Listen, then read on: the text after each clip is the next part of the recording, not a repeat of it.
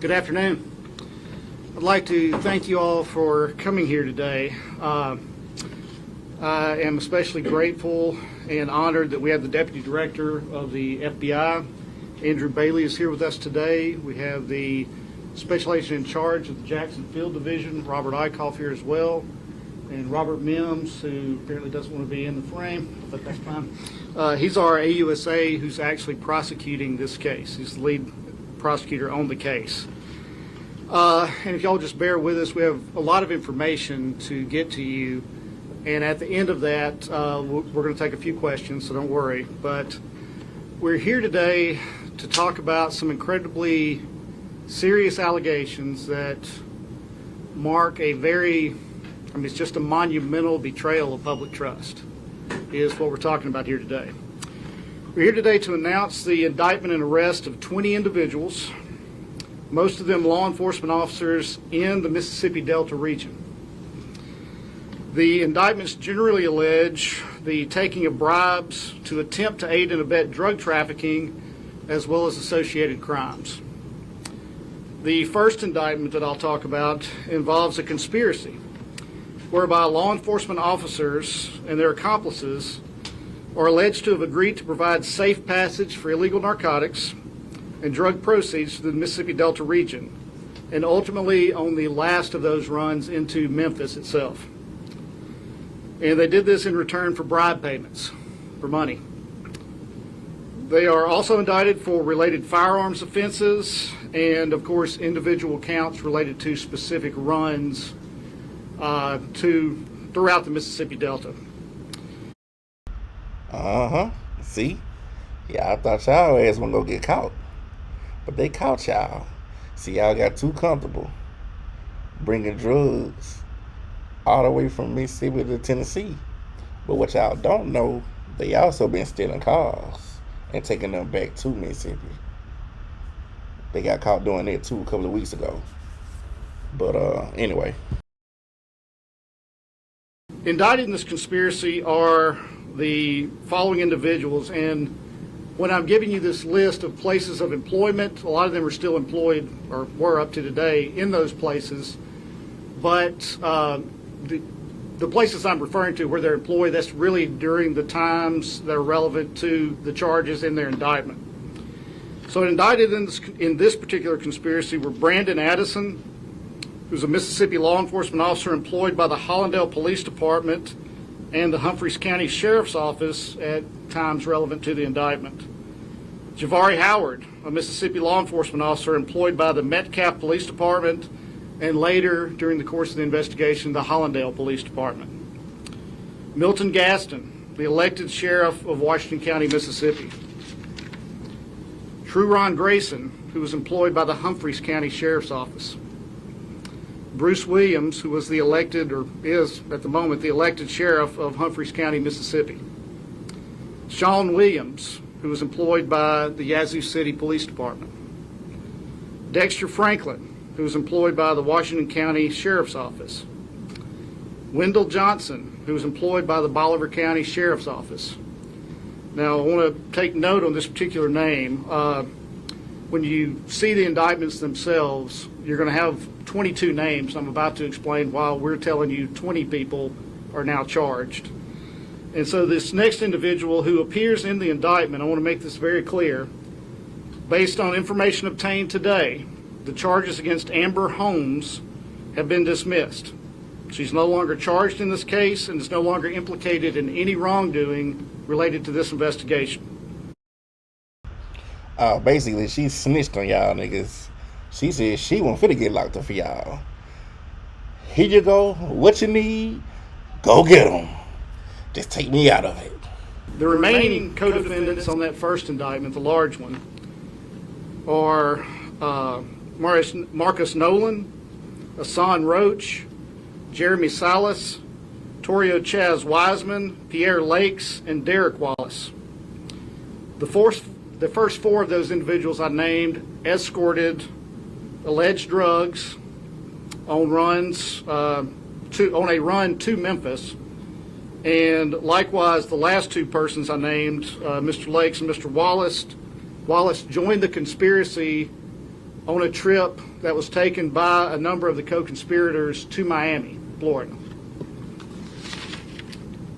A separate indictment charges a conspiracy as follows. It's essentially the attempt to aid and abet the transport and distribution of illegal narcotics in return for bribes, related offenses regarding the carrying of firearms while doing that, and that the crux of that indictment was the transport of what the defendants thought were 25 kilograms of cocaine through the Mississippi Delta.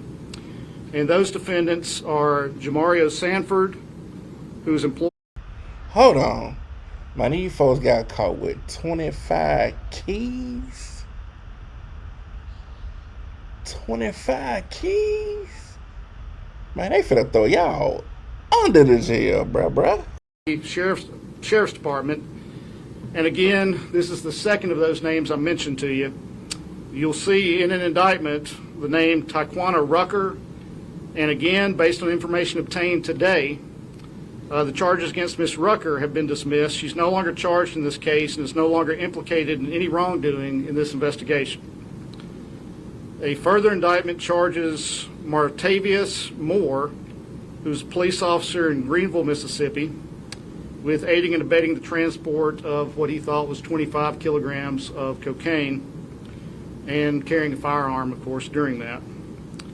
Marquavius Bankhead was a patrolman with the Mississippi Highway Patrol, and he has been indicted, and he's no longer with the Highway Patrol. He has recently resigned from the Highway Patrol.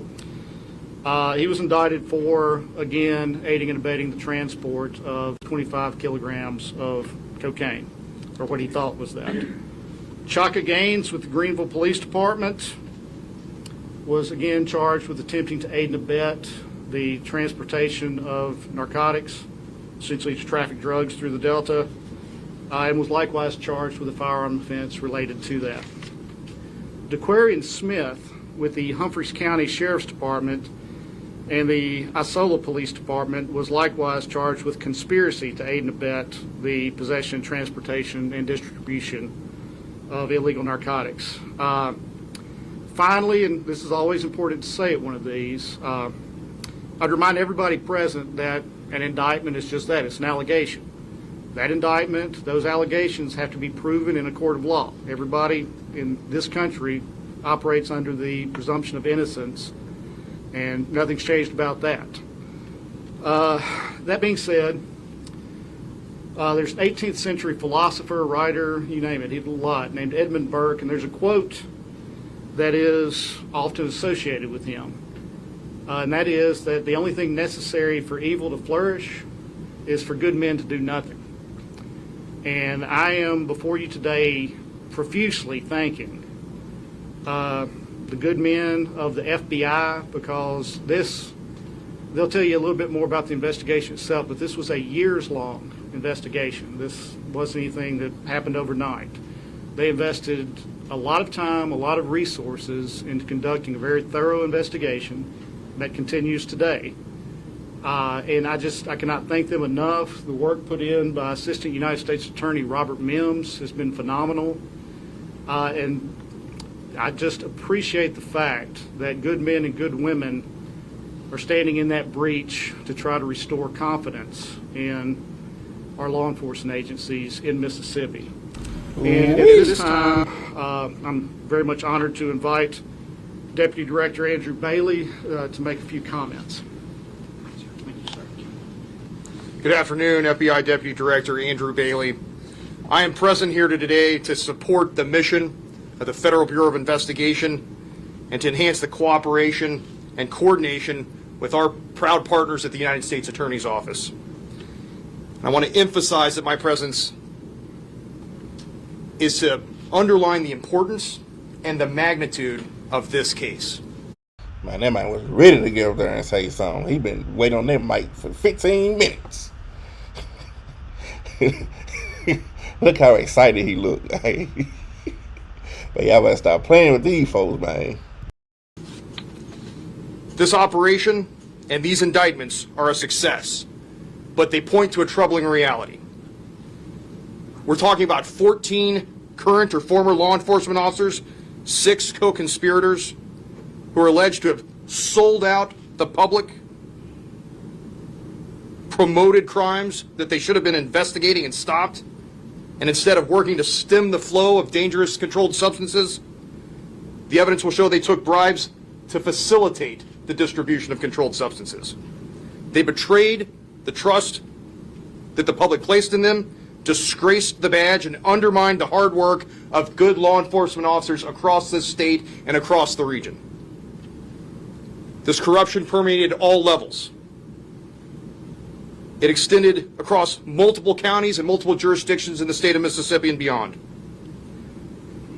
But the Department of Justice and its subcomponent, the FBI, will not allow the wrongdoing and wrongdoers to get away with it. We will stop these kinds of disgraceful and shameful abuses of public office, and will prove that we will not tolerate corruption amongst America's criminal justice system.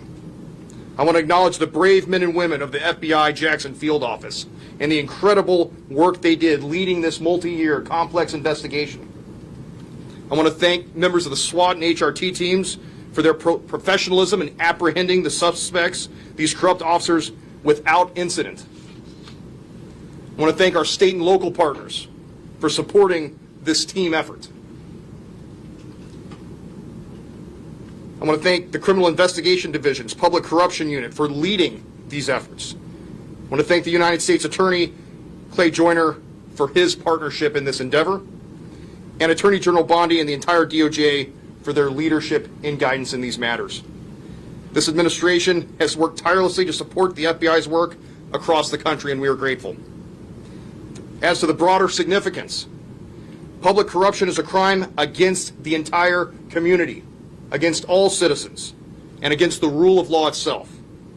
It leads to the loss of trust in law enforcement and erodes the justice system, thereby endangering citizens. Mississippi communities deserve better. The American public deserves better. Let this be a lesson for those sworn to serve the public that if you're a good law enforcement officer, the FBI will always stand with you. But for those corrupt individuals who abuse their office, we will come for you and hold you accountable. To all Americans listening, the FBI will never stop protecting from these kinds of abuses of authority. Thank you for being here today, and I'd like to turn it over to the head of the Jackson Field Office, SAC Eichhoff. All right, y'all. We just gonna stop there right there, man. Y'all heard what they said.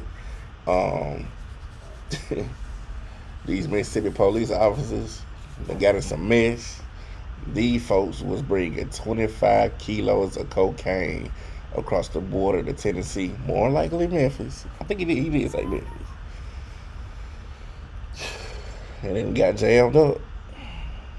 They finna do some time. So mind you, if they just got flipped, there's probably gonna be some more police officers and probably some more dope boys that's finna go to jail too, cause them officers ain't finna try to do no time in jail. So yeah, they finna be snitching. But anyway, man, it's your boy Streets Wanna Know TV. Let me know what y'all think about that. Like, share, subscribe to the channel. Hit that bell notification. Let me know what y'all think about this. Yeah, you did. I'll tell you, man, it's always something going on in Mississippi and Memphis. But anyway, I'm out.